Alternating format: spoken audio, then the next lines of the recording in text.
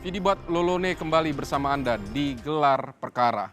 Pelaku di mata rekan kerjanya dikenal sebagai seorang yang pendiam dan ramah.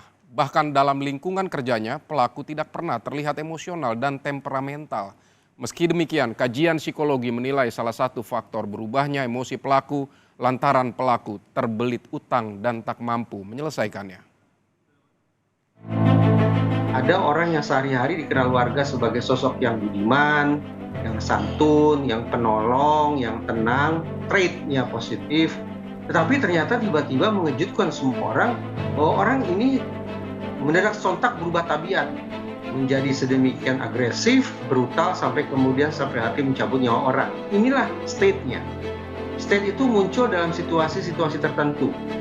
Ketika seseorang berada di bawah tekanan yang sedemikian hebat, kendali dirinya menurun sedemikian jauh, maka state-nya akan bisa muncul.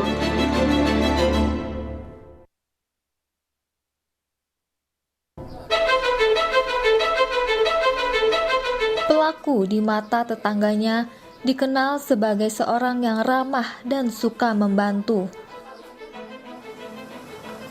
Aktivitasnya sebagai juru parkir di pasar juga tidak pernah ada masalah. Erwin, seorang juru parkir sekaligus teman kerja Edi, bercerita bahwa ia dan Edi sudah bekerja sama lebih dari 20 tahun. Bahkan jauh dari sebelum mereka bekerja sebagai juru parkir. Dengan adanya kasus pembunuhan yang menjerat teman seperjuangannya itu, Erwin mengaku kaget. Ya, saya kenal dengan Pak Edi ya cukup lama, 20 tahun lah kurang lebih, masih bujangan lah.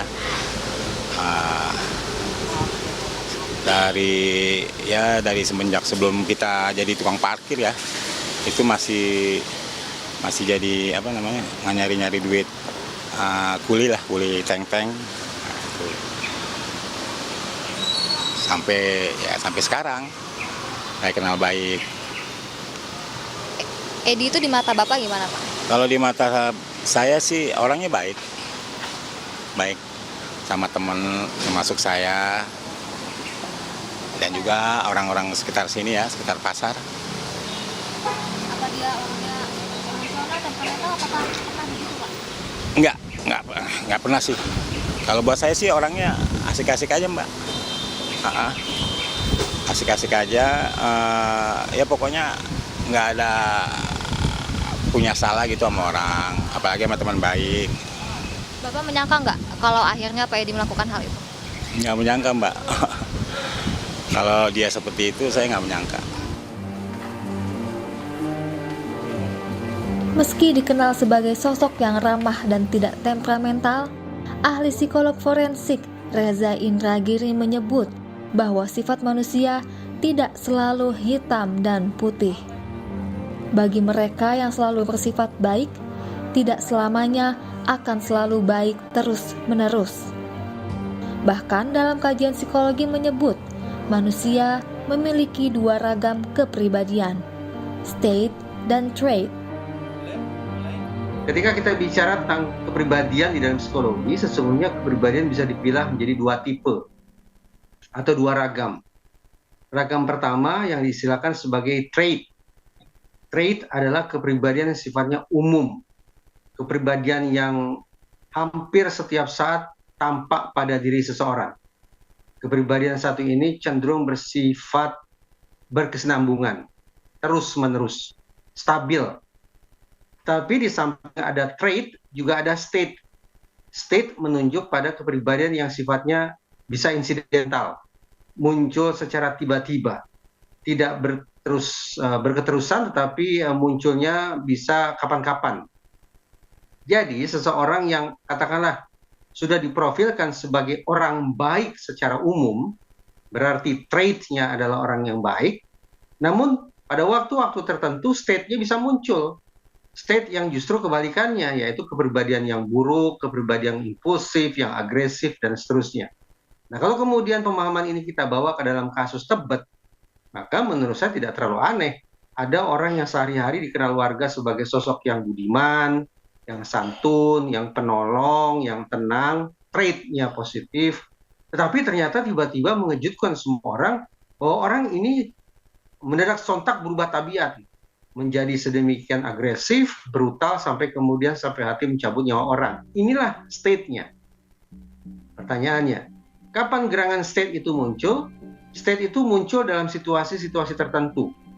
Ketika seseorang berada di bawah tekanan yang sedemikian hebat, kendali dirinya menurun sedemikian jauh, maka state-nya akan bisa muncul menggantikan untuk sementara waktu trait-nya.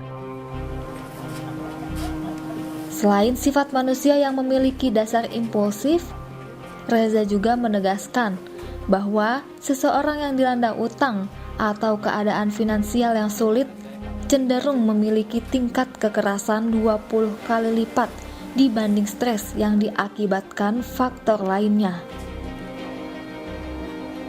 Ada penelitian yang menyimpulkan bahwa ketika seseorang dilanda oleh financial stress atau stres yang berkaitan dengan masalah finansial, masalah keuangan, maka kemungkinan yang bersangkutan untuk melakukan perbuatan kekerasan akan meningkat 20 kali lipat dibandingkan stres yang diakibatkan oleh faktor-faktor non-finansial.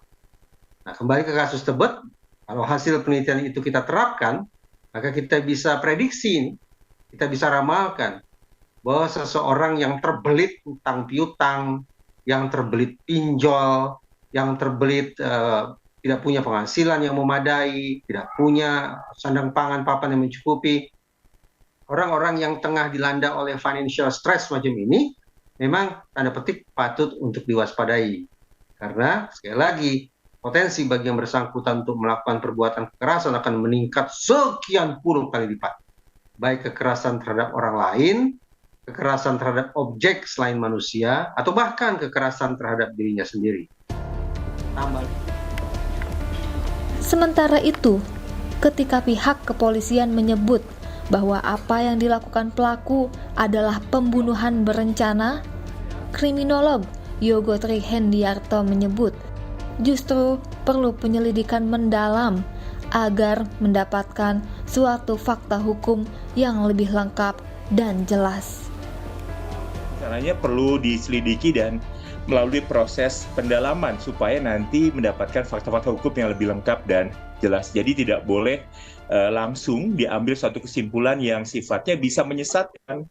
Maka kemudian polisi harus melakukan proses penyidikan dan penyelidikan kepada saksi korban dan juga saksi pelaku. Sehingga diperoleh rangkaian fakta-fakta yang bisa menjelaskan mengapa kejadian pembunuhan itu bisa terjadi dengan latar belakang yang lebih lengkap, lebih jelas dan lebih terang. Apakah itu bentuk perencanaan yang sifatnya spontan, gitu ya, atau memang sudah direncanakan sejak awal? Karena kan dari kronologis yang saya baca di media adalah korban memberikan satu ungkapan secara verbal, gitu ya, bahwa pelaku punya uang tapi tidak mau membayar. Nah, itu kemudian membuat sakit hati.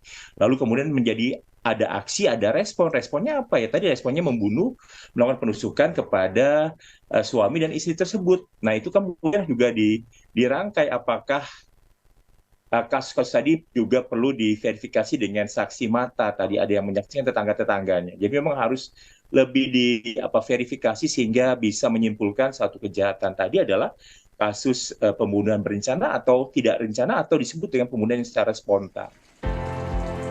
Yogo menjelaskan ada perbedaan antara pembunuhan berencana dan pembunuhan spontan.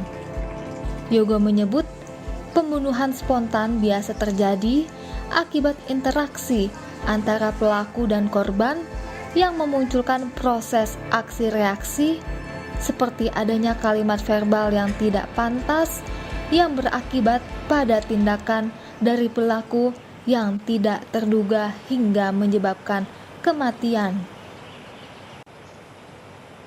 Ya, terjadi interaksi antara pelaku dengan korban, kemudian ada proses aksi dan reaksi.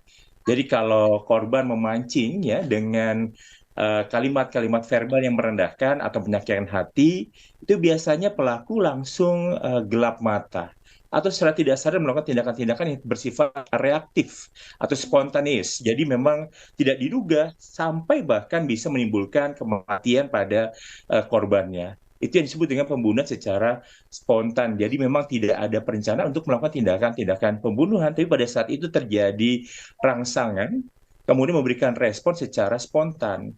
Bisa sampai korban luka berat, ya, atau luka ringan, atau sampai dengan tindakan pembunuhan. Jadi kalau sudah gelap mata gitu ya, karena dendam emosional yang sangat tinggi pada saat itu menyebabkan seseorang menjadi meregang nyawa akibat perilaku yang dilontarkan. Kebanyakan kasus ini adalah perilaku-perilaku yang sifatnya verbal dengan ungkapan-ungkapan atau kalimat-kalimat yang merendahkan dari pelaku tadi. Tapi kalau yang direncanakan tentunya akan berbeda. Ada atau tidak adanya respon ya secara spontan tadi dari korban yang memberikan aksi dan rangsangan kepada pelaku, dia sudah menyiapkan gitu. Jadi sudah ada perencanaan. Apakah korbannya lengah gitu ya? Apakah korbannya kemudian ditarget pada saat sepi, tidak ada tetangga yang menyaksikan dan sebagainya? Bagaimana motif dan tindakan yang akan dilakukan itu sudah direncanakan dengan baik. Apakah dengan diracun? Apakah dengan menggunakan alat? Itu baru disebut dengan pembunuhan berencana. Hati-hati dengan berhutang dan dihutang. Karena hal tersebut dapat mengubah seorang kenalan menjadi seseorang yang sebatas bertemu di meja pengadilan. Edi mungkin memiliki rasa penyesalan, tetapi nyawa yang sudah hilang tidak dapat digantikan. Pihak kepolisian kini menjerat Edi dengan pasal 340 KUHP tentang pembunuhan berencana. Dengan itu, Edi terancam di penjara seumur hidup atau hukuman mati.